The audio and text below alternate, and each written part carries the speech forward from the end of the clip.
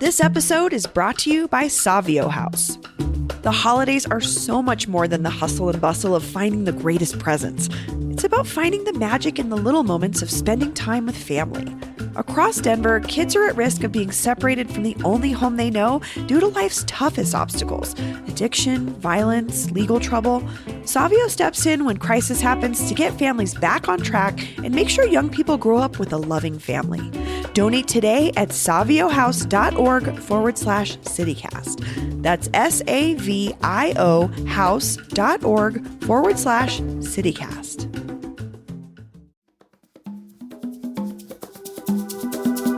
Today on CityCast Denver. Even with all the holiday markets and seasonal cheer, downtown can still feel pretty bleak these days. From empty office buildings to the years-long renovation of the 16th Street Mall, it seems hard to get anyone to come downtown. But Mayor Mike Johnston has a plan. The Denver Post reports that the mayor has reversed a Hancock-era plan for city employees to work from home while the Webb building is being renovated. Instead, he has leased space in Republic Plaza, one of the emptiest and cheapest buildings downtown that the city has also been eyeing for residential conversion. So how will this all play out? A few months ago, me and producer Paul Caroli sat down with my old boss from the urban planning world, Brad Siegel, to give us his expert view on the future of downtown. Today is Wednesday, November 29th. I'm Bree Davies, and here's what Denver's talking about.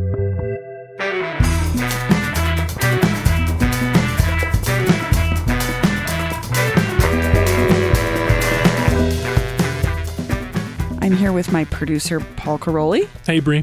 And we have a special guest, new to the show, first-timer, Brad Siegel. Welcome to CityCast Denver. Well, thank you, Bree, and I'm thrilled to be debuted today. So, Brad, when we work together, I feel like you here in this office, in the office we're in, off where of we're sitting Colfax on right beautiful now. Colfax Avenue. You loved being in the office. You loved when we were all in the office. Is that still true? That's still true. In fact, there were days in 2020, 2021, I was the only person in this building. Probably the whole block. Maybe the whole block. Absolutely. But you were still here. I'm a boomer that is in that habit and didn't give it up. Huh. If you're detecting some undertones of nuance here, it's because we're talking about a big topic here. This very office, underutilized like many others here in Denver. And that's what we're going to talk about. What can we do about it? Can we maybe make it into housing? So where I want to start is a piece of data from this New York Magazine story that came out a couple weeks ago. It said 70% of New York's commercial real estate needed to be either redeveloped, repurposed, or demolished because there's basically no demand for ugly old buildings in bad locations. Brad, do you know what it's like here in Denver? What's the equivalent? Is it 70%?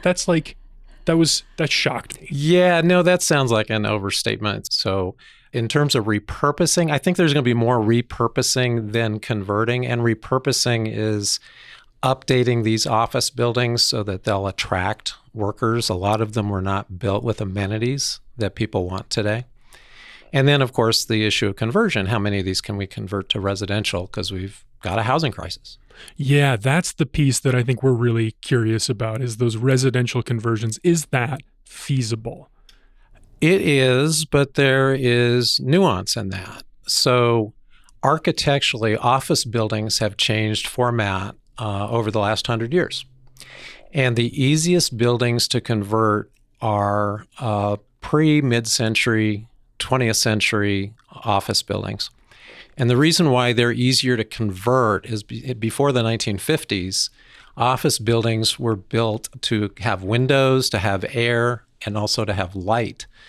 And then we invented air conditioning and we invented fluorescent lighting. Mm-hmm. And we invented the conference room with no windows. So that's what changed office building design was in the 60s, 70s, 80s, because we now had air conditioning and fluorescent lights. You have these large floor plates, which are great for offices, but they kind of suck for everything else, including residential. And is that when most of Denver's office buildings were built then? Is that post-war period where they kind of got different? That's where Denver's going to be challenged because particularly in downtown Denver, most of our pre-1950 office buildings have already been converted to residential. Really? Yes. There was a lot of this activity. This wasn't new. There's a lot of activity over the last 30 years in terms of residential downtown. But Denver does have a high concentration of buildings that were built in the late 70s, early 80s. There was an oil boom at the time. A lot of money flowed in here from Canada to build those buildings. And they are the most difficult to convert moving forward.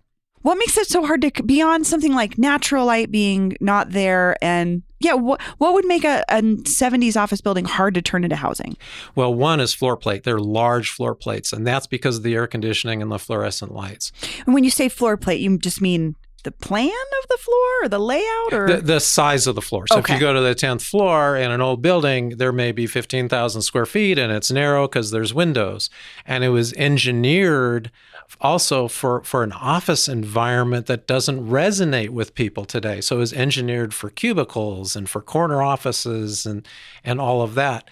And these buildings built in that era, built in the 70s, 80s, 90s, are incredibly expensive to retrofit for residential. So, for example, in New York City, where they can afford to do this, they're actually carving out the centers of the buildings of that era to create windows and air, atriums, essentially and creating a airflow. donut. I mean, think of Republic Plaza downtown, which is the tallest building in Denver. It's a big square, gray building, tallest building.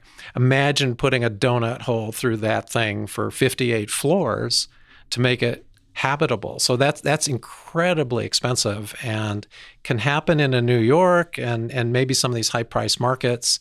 It's going to be a while before that can happen in Denver. Why is that? Why is it more expensive there? Is there not enough potential profit for the developer here? Or does the market not have it? It's not so much that it's more expensive there. It's because the housing market is more expensive there and they can get more for rent. So as bad as our housing market is in Denver, it's not bad enough that it would be right, exactly. appealing to developers. So this is where the economics here for the next few years, there's going to be an interesting dance because we have this astounding affordable housing crisis, and then we have this supply of buildings that are largely empty, and one would think, oh, let's just use those.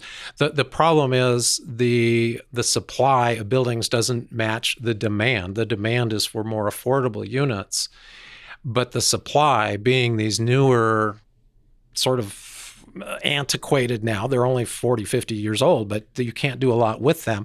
Because of the expense of converting them today, you're going to have a limited market. You're going to have limited demand of who will want to live in a high-priced corner of an office building. Yeah. Yeah. From that same New York Magazine article, there was a detail about the one residential conversion I think you're talking about, where it was like some high percentage of the units that are now actually being offered have their own private offices in them. Like that's the chief amenity, is they just left some of the offices as they were. Yeah. And it makes sense. I mean, I'm thinking about the office we're in right now, Brad. What is your office building? It's a converted... Well, it's a converted brothel is where we are. So we are located above the Sid Kings. Used to have burlesque here. For anyone, I grew up in Denver. Not that I knew Sid Kings necessarily, but I grew up in Denver. And for those of us who were here in the 70s and 80s, this was a legendary building. So you had the first floor was burlesque. And then the upper floors where we are right now were an auxiliary residential use to what was downstairs. So now it's office over restaurant. But it's also beautiful brick, exposed brick, Right. giant windows. The things you're saying these buildings from the 70s and 80s don't have. Correct. Yeah. And these smaller, older buildings throughout town, they're going to do just fine. It's again, it's really this. And so downtown Denver, the tech center is another area of concern because you have the same era buildings. So where we have 70s, 80s, 90s office buildings, they are going to be the real challenge over the next 2, 3, 4 years.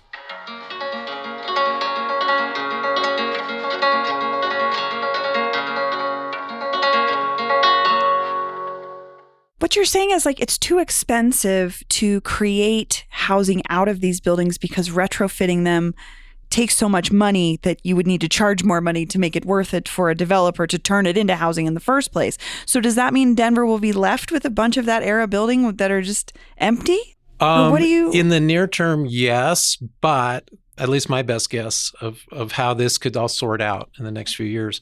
And it's going back in time a little bit. So in the 80s, I used to work in economic development in downtown Denver. And the 80s was a time of overbuilding and then an economic collapse. And downtown Denver was able to regenerate and rejuvenate in part because values of buildings fell precipitously back in the 80s. And when the valuation fell enough, that allowed people to come in and do different things.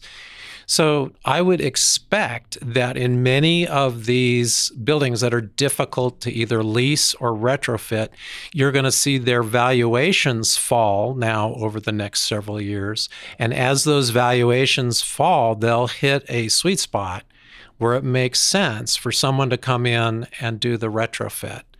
Yeah. So someone will see potential. Yeah, someone will see potential. And the other thing I'll say is this is a national phenomenon. So architects all over the country right now are mobilizing around this. They're trying to figure out, how do we do this? How do we retrofit these buildings? And it may not just be for housing. There are also ways to retrofit these buildings to make them better offices. So I wouldn't be surprised if you see some of these buildings, they create suddenly rooftop gardens, or they shave off the floor and convert it into some wonderful lounge and common area. Some charming amenities. Some that might charming lure amenity. people down. Yeah, exactly. I love your optimism, Brad, but I have to ask, because there is this part of me, I'm alone late at night. I'm worrying about commercial real estate. Of course you are, Paul. Paul, you're probably in the wrong business. You think? Yeah. My dad is an economist, so there you go. That's where I get it from. It's his fault. But I wonder about what happens when these leases start expiring. Yeah. The pre-pandemic leases that are maybe still, halfway through. Managers are like, we should really be trying to use this, right? And employees are like, no, we're not coming back. Doesn't work for me. Not going to happen. The company gives up its lease. What if that happens like en masse? What if there's a big glut of these? Can the economic system, in your opinion, can the banks handle that? Well, it's a good question. It's a good reason. I don't think you need to lose sleep about that, but I think, it's definitely on point in terms of what's happening in the economics of these buildings. It's already happening. So it's already happening on a certain scale, and there already are valuation drops on some of the key buildings in downtown Denver because of the very phenomenon you're talking about. So where we're going to land on return to work is likely some sort of hybrid model is going to be the dominant model, where people are coming to the office 2, 3, 4 days a week. Seems that way. But the 5-day-a-week work week is gone. Over. That's over. So you do have companies that they're not abandoning buildings, but they're downsizing their buildings, or they're reconfiguring their space to create those amenities to bring the employees down even the 3-4 days a week. But what you are seeing is you're seeing higher vacancies. Denver has some of the highest vacancies of any downtown across the country right now. And you're seeing valuations starting to drop. And when those valuations start to drop, that's what creates the stress with the banks who have the loans. Because those loans were made pre-pandemic when those buildings were worth, in some cases, twice as much as they were than they were today. Wow. So I mentioned earlier that I used to work in economic development in the mid-'80s in downtown Denver. And at that time, a good chunk of downtown Denver was owned by banks because of the distress. And there was something called a savings and loans crisis. You can look that one up. But the banks are in better shape today. So what we're seeing is banks are readjusting loans. They're holding on to the loans where in the past they would have acquired the real estate. They've been there, done that. They don't want to acquire all this real estate again. So what we're seeing initially is banks are softening up these loans, allowing these owners to continue to own these buildings, even if they're 30, 40% vacant or underutilized. That's a really good sign. I love. So we're now talking about like this, the next step, the future, the spark and the optimism, which is the stuff that gets me really excited. And I know, you think about that as well. Downtowns across the country, how to revitalize them, how to bring energy back. What do you think it's going to take here? What do you think that looks like here? Well, I think it's already happening here on a number of levels. So beyond the buildings themselves, this is also a time where downtown Denver needs to rethink its public spaces. So we've talked today about how amenities in buildings are helping buildings get leased or get reused. The same is true for a downtown or even a neighborhood. And downtown Denver desperately needs more amenities. What kinds of things would you like to see down there, Brad? More green space, more trees, more outdoor experiences. We've got this amazing climate, where we've got 300 plus days of sunshine, blah, blah, blah. But we've got one of the most very stark, inhumane, hard-edged downtowns in the country. There's just tons of concrete down there. There's not a lot of relief. So rethinking the public spaces downtown. Union Station is probably the best example of a program space that works well. We'll see what happens on the 16th Street Mall with the new design there. And then the real pearl that we've got to polish and do something wonderful with is Civic Center. Yeah. It's a really special space. It's a really special. I was just there last week. I had the privilege of doing jury duty, which is story for another time. But was able to enjoy that space for 3 days, and man, it is beautiful down there. You go out and eat lunch in the park? Yeah, of course. Go out, eat lunch in the park, but park looks great. It fell into hard times during the pandemic. But the city, to its credit, has put a lot of energy into it, and the flowers look great. The grass looks great. It's comfortable. It's a great place to be. That needs to be just a program active gathering space that we really welcome everybody in this community to. Yeah. And then lastly, there's smaller spaces that could be amenitized throughout downtown. You think just like parking lots or like... Well, some of these buildings we're talking about, we're not going to be able to convert all of them. And I think it's not unthinkable that a handful of these buildings eventually come down. Really? Because you just can't reuse them. But instead of just building right back up, we should look at the land and look at, can we create amenities that are going to actually increase value on what's around them? And if we're really strategic about it, we could look at these areas that have these high concentration of buildings, and do we take one or two of them out and convert that space into something really special? So going back to this office conversion is this potential idea for something that we could do to provide housing. Do you see that being something that like our new mayor should add to his portfolio? We know of he's ideas? working on it. We know he's working on it. It's something he said he's interested in. Of office conversions? Yeah, do you think he's that's talked about it, yeah. a viable housing option? I think in the near term it's going to be tough until these valuations drop. But I do think there's going to be an opportunity in the next 3 to 5 years as this all shakes out to identify buildings and or lots that maybe the city could acquire? That maybe the city could acquire, or Urban Renewal Authority still exists. It's actually done some good things in the last 20 years after it destroyed half of downtown. So that's going to be another important thing. That's going to be a different mindset. But are we going to be able to wrap our heads around that, hey, downtown's actually going to need some help here over at least the next 5 years?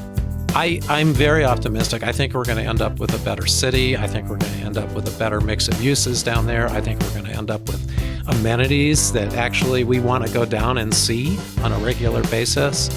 But I do think it's going to take at least 5 years for all of that to shake out, and then maybe, who knows, another 5-10 years to realize. Well, Brad Siegel, Paul, thanks for joining me. Thank you, CityCast. Enjoyed it.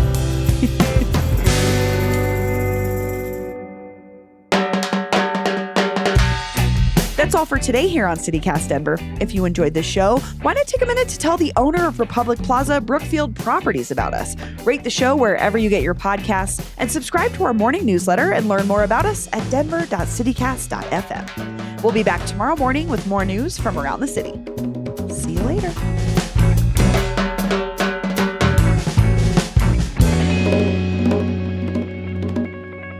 Mayor Mike, really? Trying to get people to come? Come on. People go to the office. What is this? 1998?